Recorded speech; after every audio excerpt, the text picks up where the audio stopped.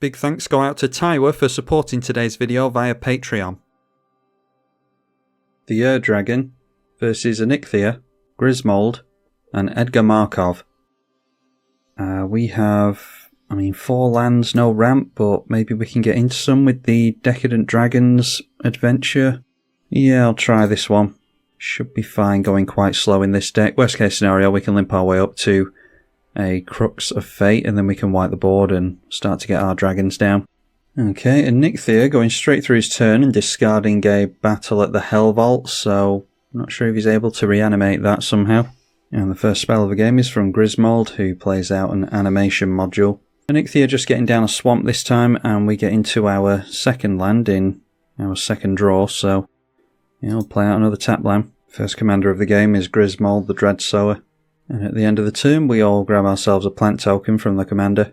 And seeing a spell from this player now as well, a Calny Heart Expedition, so we'll assume that this was discarded on purpose. 3 draws and 3 lands. It's an Urborg this time, so yeah, we're up against black players who have all their black mana fixed, but we'll hold off on the Urborg for as long as possible because it might be that we set up a Cabal Coffers for somebody.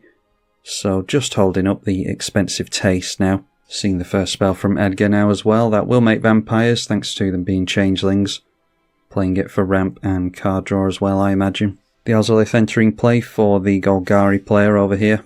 And now seeing a 3 visits, that's the tap card that I'd expect to exile from the top of this player's library. And Grismold swings into the right against the plant token. First land being played into the expedition. And now Herald of the Pantheon, still waiting on some white mana from our opponent, but there is some ramp there at least. Okay, so we'll go with the expensive taste at the end of the turn, targeting the Golgari player. Alright, and what do we have here? Another land, of course. And an illness in the ranks, so yeah, we're just taking that away from our opponent really. Didn't get into any of the ramp that I was hoping for there. Not going to play the swamp until we have no other land to make, and that's not going to be anytime soon by the looks of it. So let's go for the Reflecting Pool so that we can play out the Decadent Dragon and start ramping finally.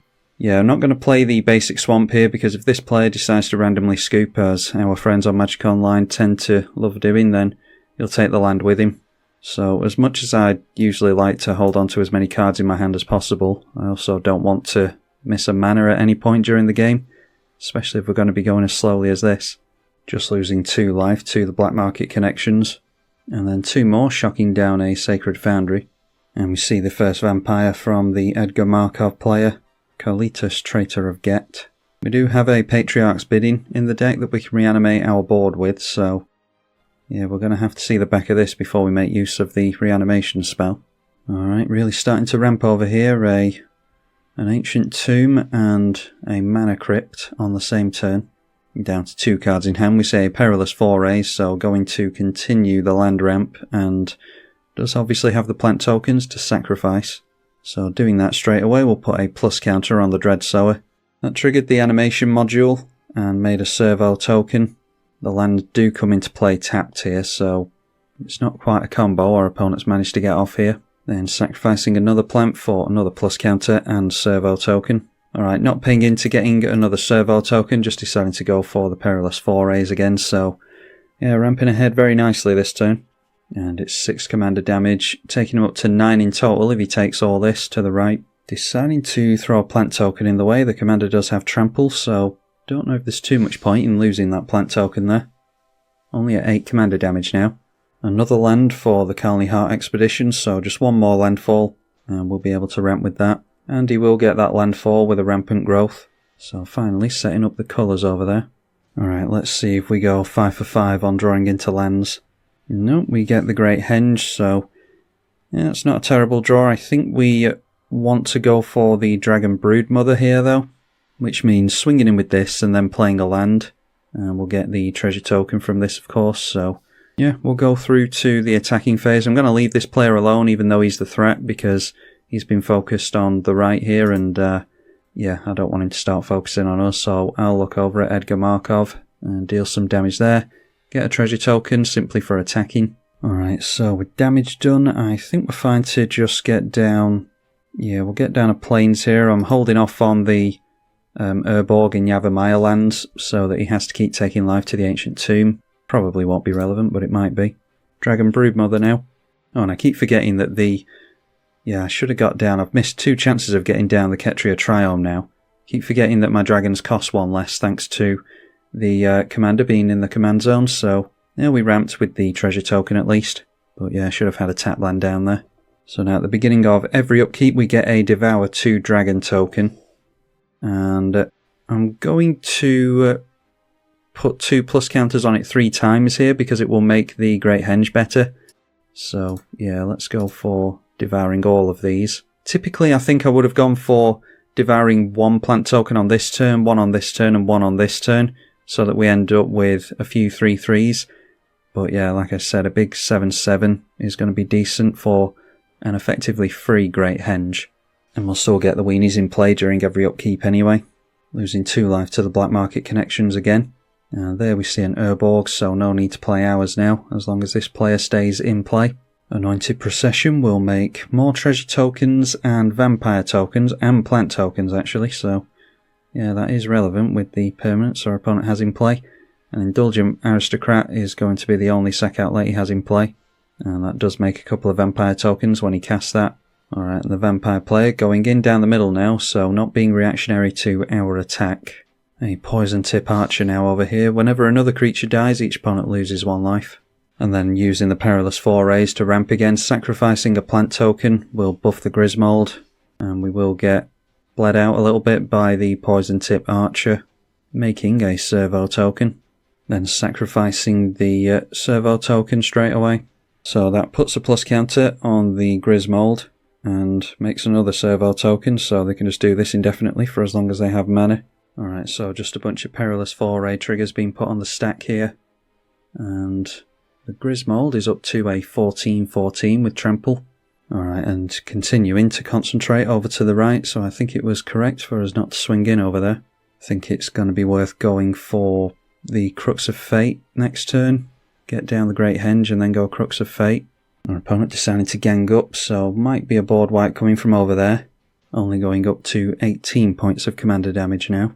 That triggers the Poison Tip Archer a couple of times. Only the tokens were considered dying because the Herald of the Pantheon gets exiled, thanks to the Kalitas. Otherwise it would have been 3 damage dealt to us all there. Alright, so we get a plant token at the end of the turn, and then at the beginning of the upkeep we get another dragon, so I think I will devour the plant token now if we're looking to maybe do a board wipe anyway. And that will trigger the Poison Tip Archer once again. No, I'm not seeing a board wipe here, a Demon of Fate's Design. So they should be able to get out a free enchantment here, 3 cards in hand. Maybe they don't have one. And now the plant token turning in down the middle as well. So yeah, the elf just jumping in the way of that. Okay, torts it up. Want to be seeing more dragons than this though really, so I'm hoping that we can stick our commander at some point. But that's going to cost us 9 mana. So we do need to get down the Great Henge, best to get down the Tapland as well. Which we can probably do this turn, so yeah, let's go for the Great Henge. And then tap that down for mana straight away. All of our lands tap for black. We do want to wipe the board first because there's a Reacher with Death Touch here and we do want to be swinging in over here. Show our other 2 opponents who we're now concentrating on. So destroy all non-dragon creatures. Definitely want to click the right thing here. Alright, so a bunch of stuff goes down there. Including Kalitas, so don't have to worry about Graveyard Exile now, hopefully. Leaves a bunch of zombies behind, so yeah, do we have to play around the fact that our opponent could swing in at us with zombies? We'll see how much life we're on after the Poison Tip Archer is done. Need to hope that there's no haste from the Grismold player now, because there will be a lot of plus counters on the Ozolith. I think it was about 13, 14 plus counters that was on that. Alright, so if there's 12 damage here on this player, that'll be 16, 20, 27 if we swing in with these. So yeah, we'll swing in with these 3, I think. Get down the Tapland after that. This player being taken down to 0, by the way, thanks to the Poison Tip Archer. And we'll make another treasure token thanks to the Decadent Dragon, so hopefully we'll be able to land our commander and swing in with a bunch of dragons next turn for some card draw.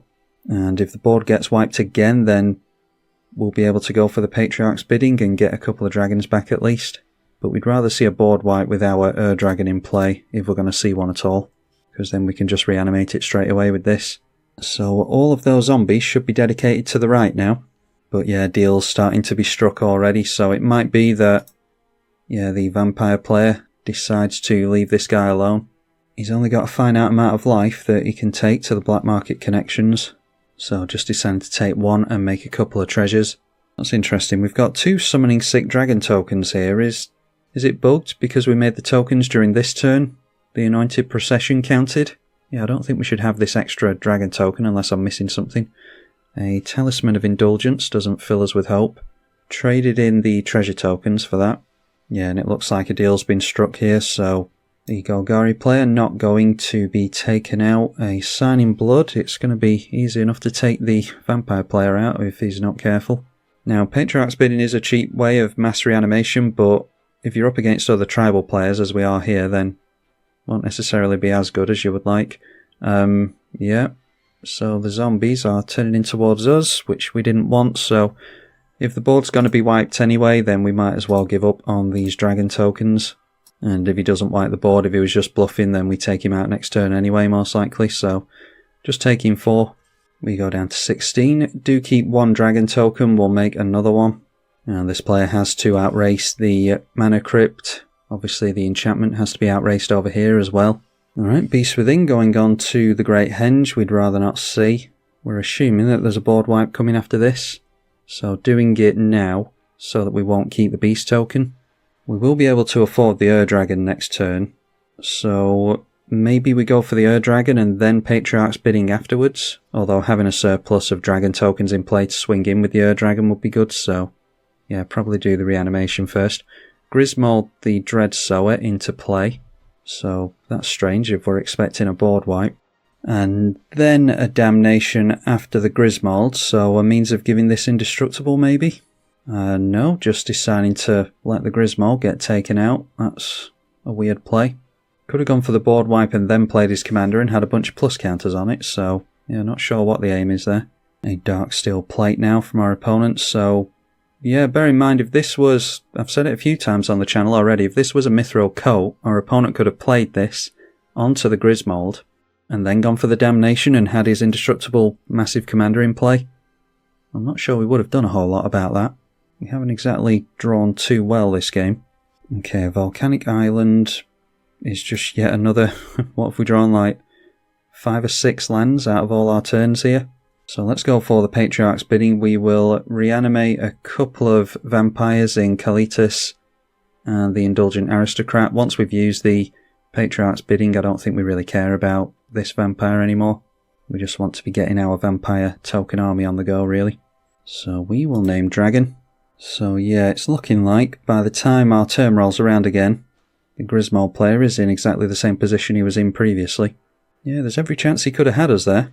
Black market connection's not quite as scary now that the Kalitas is in play. I would swing this into the right if I was my opponent to gain a little bit of life. Noteworthy that this has lifelink as well. So our opponent now down to 5 life and 7 cards in hand and does turn the lifelinkers into the right. So we'll gain 4 here. Another board wipe, this time it is a Dam. So yeah, once again maybe giving this player enough time. Can replay the Grismold and give it indestructible next turn. Just has to dodge a couple of lightning bolts from the mana crypt. Our creatures do get exiled this time. Another talisman. And now Veto, Thorn of the Dusk Rose, is more life gain shenanigans that we have to worry about. Making a couple of vampire tokens, of course. And then we see a Fracture going on to the Ozolith. So yeah, this guy fancies his odds of taking out the Dragon player now, as well as the Grismold player. Maybe he thinks he's in a decent position to go after both of us. And he may well be if we don't start drawing something other than lands. So out comes Grismold again. He'll at least have an indestructible commander. And following up with a Rampant Growth, so 0 cards in hand again. Alright, so a dragon please, make it a good one. So we can make up for lost time. Well, there's Lathlis, Dragon Queen. So I'll drop the Avamaya. I think at this point we need to have our commander not have Summoning Sickness and then we can cheat something like this in. So yeah, let's go for the Ur Dragon without haste.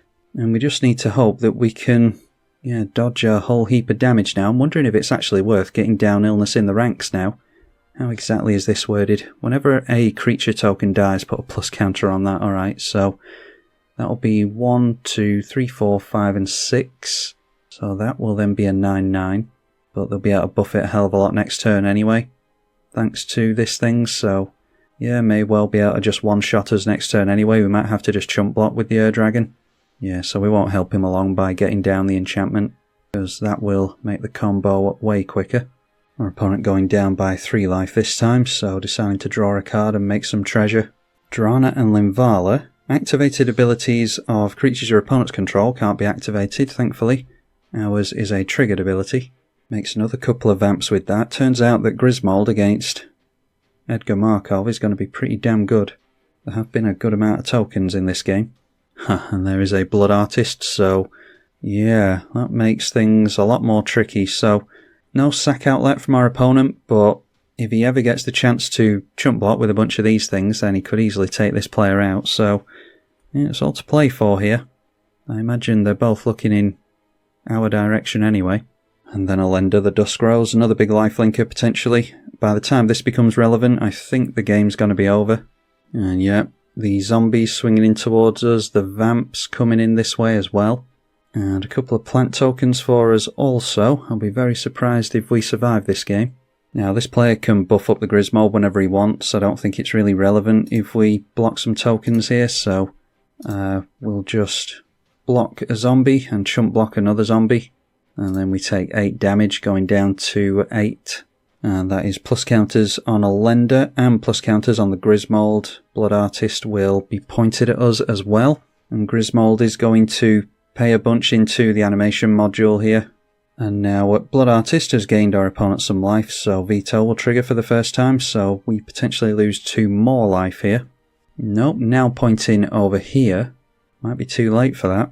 So relying on the Mana Crypt now. Does he survive the Mana Crypt? Probably, let's face it. Of course. So sticking at only 1 card in hand and 3 life, we'll see if our opponent can... He'll be able to take care of... Well, it's probably us he swings in at.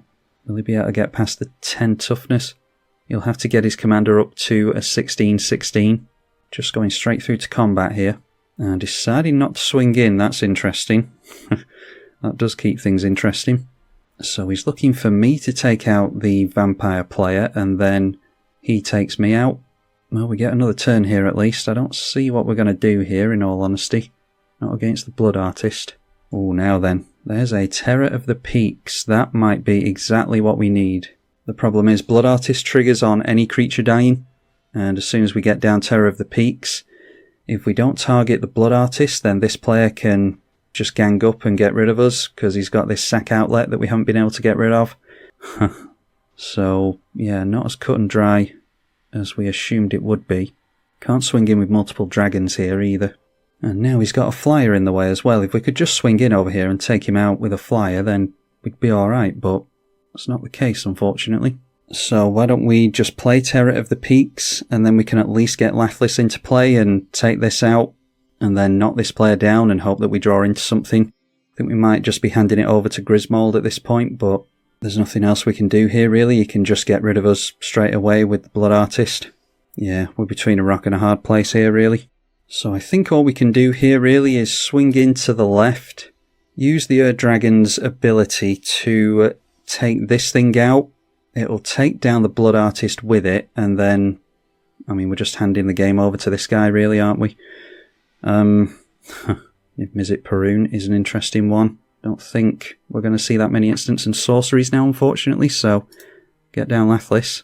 Have to target the Drana because pointing damage directly over here won't do anything. So the Blood Artist and a Lender will trigger. Obviously just having to play around the Mana Crypt here, and I'm literally assuming that he's just going to dodge that.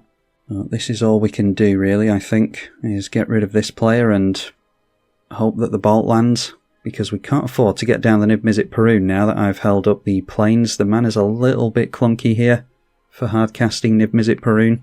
Otherwise we'd be able to just play this out straight away and hit our opponent directly with the Terror of the Peaks. So yeah, that's a real shame. So yeah, in hindsight, should have got this down with the Eldraine and then hard cast this, and we would have had it with the Terror of the Peaks. Yeah, I think we just have to pray for the Mana Crypt here, but not the way that we should be winning it.